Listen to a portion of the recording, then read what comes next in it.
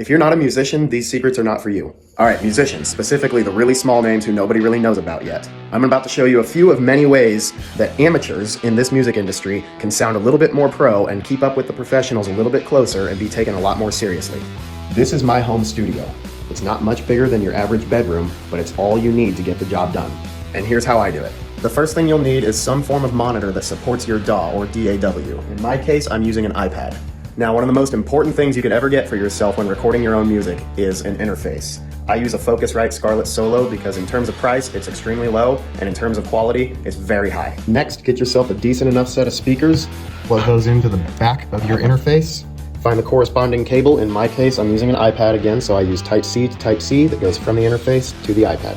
That orange cable you see there goes from my interface into the vocal booth, which literally just used to be a closet.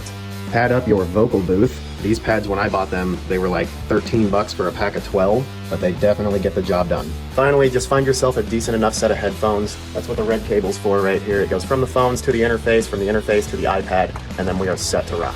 Now, the reason that interface is so important is because essentially it's the one object in your studio you're going to use to record anything electronic, such as electric guitar, electric acoustic, bass, keyboard, microphones for vocals, microphones for miking a cab. But when it comes to miking drums, that's where things get a little bit different. You're probably going to need to get yourself some kind of mixer. It doesn't need to be extremely expensive. This one's like $120 and it does everything that I need it to do.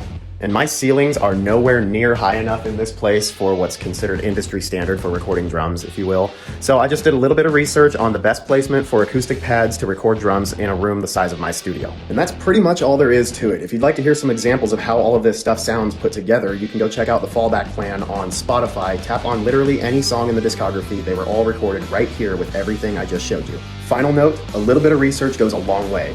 Google your questions, watch videos, hit me up if you have questions about how I record my music. I'm always willing to help.